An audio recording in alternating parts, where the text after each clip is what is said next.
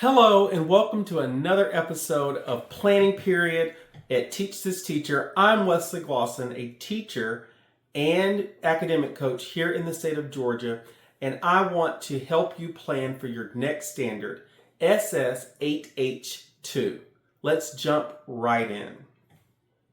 The first part of this standard is Element A, and it's all about the charter that allowed Georgia to be started as a colony. It was a grant, or it was King George granting the right for James Oglethorpe and the colonists that came with him to start the colony. You're going to teach students that the three main reasons that the charter outlines for the start of Georgia is philanthropy, economics, and defense. You're going to have to explicitly teach two words that I've already used, charter and philanthropy. So that number one reason that James Oglethorpe proposed that the colony be started was to give worthy debtors a new start.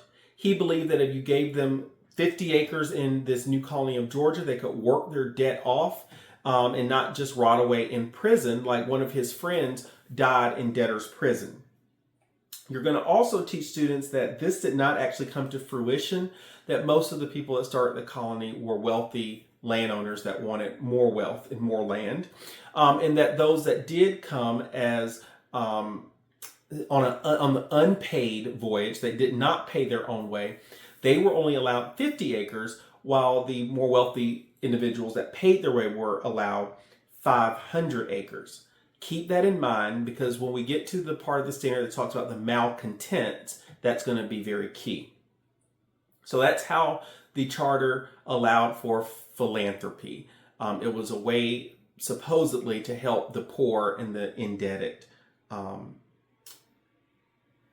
Englanders. Next, we have economics. You're going to teach the word mercantilism. By the 8th grade, this should not be a new word, but you're going to have to activate some prior knowledge. And the main crops that was expected to be grown in Georgia to help with the mercantilist system was an acronym to remember them was WRIST, W-R-I-S-T. Write it on your board, make an anchor chart. This is pretty important. The W, of course, stands for, I say of course, and then my mind goes blank. It stands for wine, that they would grow grapes to make wine. The R stands for rice, which did become a pretty major cash crop. I stands for indigo. S stands for silk, which is also all of this is important for the element E of the standard, so keep this in mind. And the T stands for tobacco. So again, that's wine, rice, indigo, silk, and tobacco. And the crown, the king, thought that this would help with the economy of his kingdom if they had a new colony that could grow these products. And then the defense was of the South Carolinians against the Spanish down in Florida. So Georgia would be a buffer colony to protect the English settlers in South Carolina from the Spanish that were in Florida. So basically have students understand that these are the things that James Oglethorpe presented to the king, the reason that the king agreed to pay the heavy price to start a new colony in the state of Georgia. It would be philanthropic, it would be economical, and it would serve as a defense. Let's look at element B. Element B is about three major players in the start of the colony: James Oglethorpe, Tomochichi, and Mary Musgrove. James Oglethorpe, you're going to teach students that he is considered the founder of Georgia and the first governor. He basically had pretty absolute rule. That's what I mean by he was the first governor. He was a trustee. The king entrusted him with starting this colony. And he, again, started off with a philanthropic mission. And he did not stay in Georgia for the rest of his life. He went back to England and died. But he was very instrumental in starting the colony and allowing certain people to come with him, allowing certain people inside the colony, keeping other people out. He also served as a kind of commander in chief, if you will, a little bit, as he led two expeditions against the French. The Battle of Jenkins Ear and Bloody Marsh. Jenkins Ear is kind of a gruesome story that a lot of your 8th graders might get into. You could just tell them that an ear got cut off of Jenkins, one of the high commanders in the militia, and Bloody Marsh is also kind of gory, so that might draw their attention. But tie it into James Oglethorpe leading this, because that all ties into, he told the king that he would help defend the colonies from the French down in the south. The Spanish down in the south. Tomochichi was the chief of the Native Americans, the Yamacraw Native American, or at Yamacraw Bluff, which he gave to James Oglethorpe, which later became Savannah.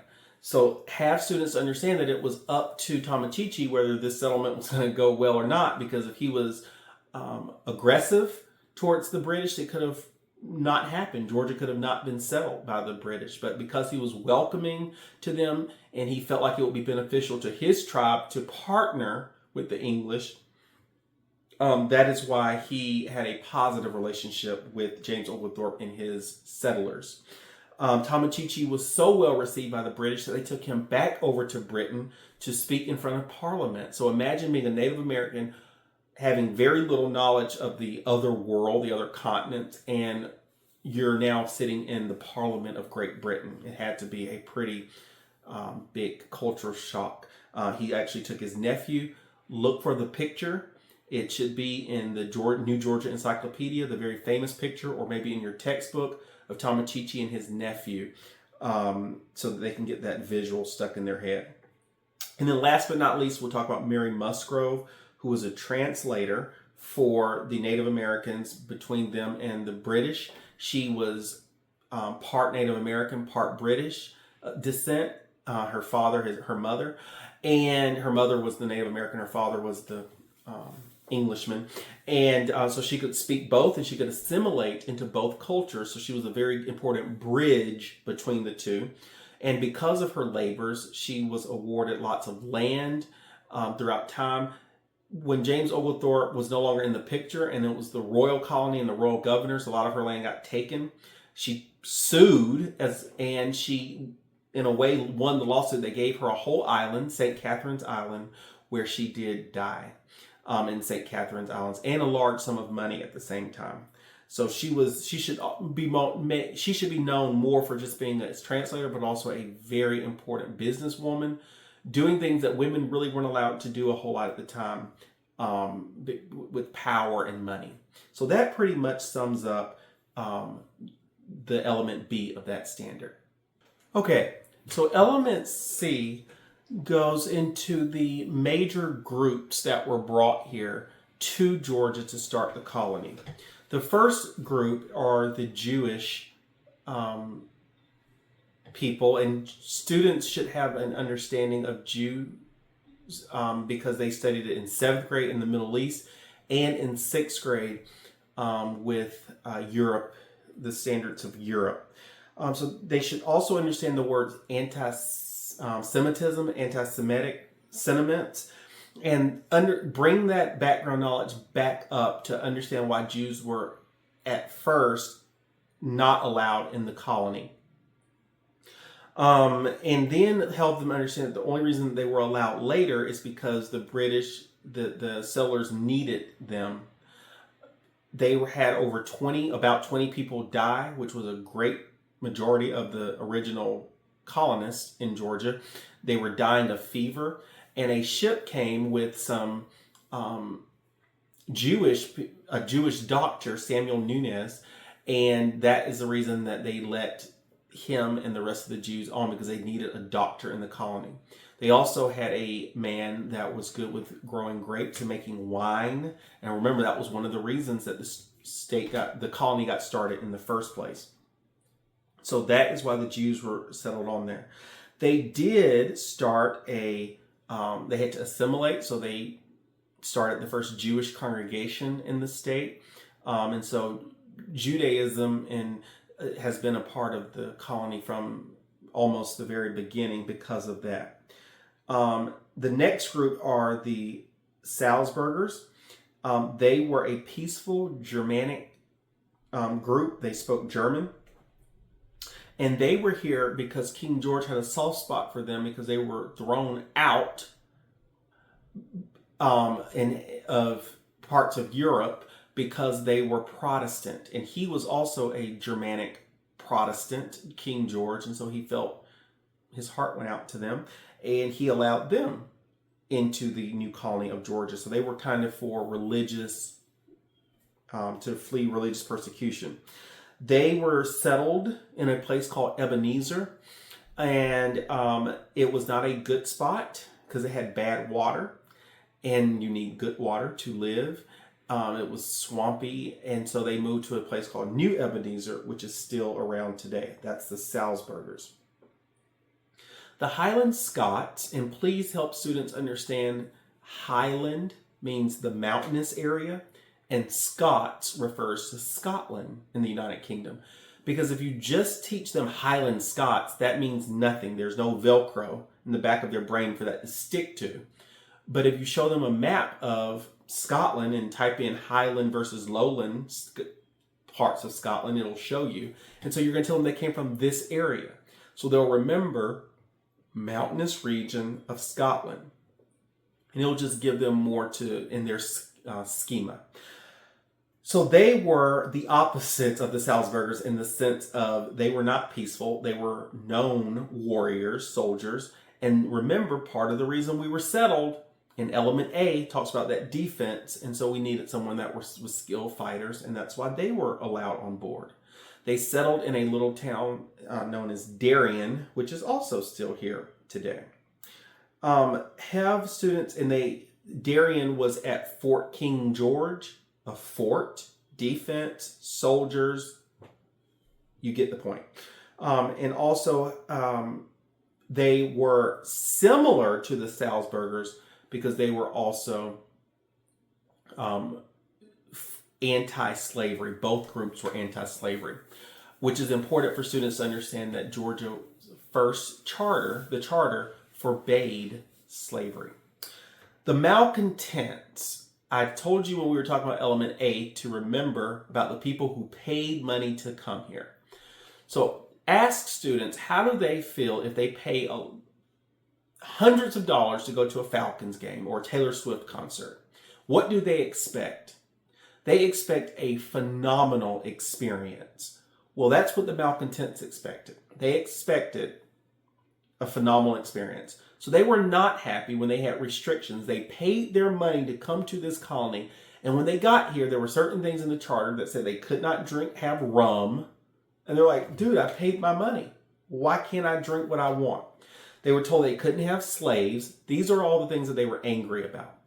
So malcontents isn't a religious group. It isn't a geographic group. It is people that were not content with the way the colony was going. Why did they want slaves? Because they thought it would be economically beneficial for obvious reasons. They were also told that they had a cap on the amount of land that they could possess, and they didn't think that was fair. So just like I told you about Highland Scots, how to help students remember that the Highlands and the Scotland, break down malcontents. Write MAL in one color on the board and write content in the second. Ask them what mal means, like malnourished. It means not or badly nourished. So malcontents is not content. A lot of times I would tell students that these were the crybabies. They complained about everything. But help them to understand that they are the reason that Georgia really went from a trustee colony to a royal colony. Basically, they overthrew the government and the system. And they got everything they wanted in Georgia. Rum, in slavery, and a cap was taken off of how much land that they could possess. So that pretty much sums up element C. And lastly, we have element D. Element D is talking about the transition. Actually, it's not lastly. We have element D and E. But element D pretty much sums up the transition from a trustee colony to a royal colony. So we're out of the era of James Oglethorpe and the trustees, and now the rule is really turned over directly to King George, and he appoints royal governors in his place to carry out his will in the colony.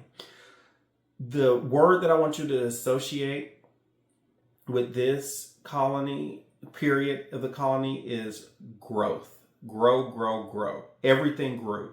What are the things that grew? They're in the element. Land ownership grew. People could now have more land, so we had a much, much higher population. Population grew in this period. What's another reason that population grew? Because slavery was allowed. So in the first 5 years of the royal period, we went from 500 slaves to 18,000 slaves. Or I should say enslaved people. Growth. What were those enslaved people used for?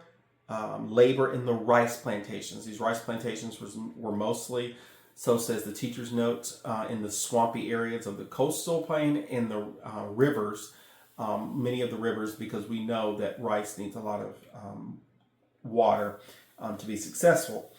What's something else that grew is alcohol consumption. That was one of the things that was lifted from the trustee period to the royal colony period. A lot of it was transported out of the colony of South Carolina. So the government changed, and with the government change, the rules changed, and so on and so forth. The laws changed. Element E asks you to look at the services and goods that were produced. These are economic terms that students should be familiar with from 6th and 7th grade. Goods versus services. They have been working on this for 2 years. So the services that are provided in this area are experts, artisans, blacksmiths, silversmiths, maybe candle makers, that kind of thing. So just have students understand that the services were like very specified, that if you were a blacksmith, that's what you did. And everybody in the colony went to you or to the silversmith. So that's the kind of services that we're providing at that time. Some of the goods that were produced at this time the main crops are now silk, rice, and indigo. Silk was made from mulberry trees. They would plant the mulberry trees to attract the worms that would spin the silk. These worms left silk behind, which was very popular. Silk was a very popular material in Europe at the time. So go back to the whole point that we started. This colony was for mercantilist reasons. Rice is important because it's a staple food crop. And again, we already mentioned the enslaved people that helped grow it and harvest it, and the rivers and the swamps that are abundant in the state that can help grow rice. Later on, cotton would replace rice as the main cash crop.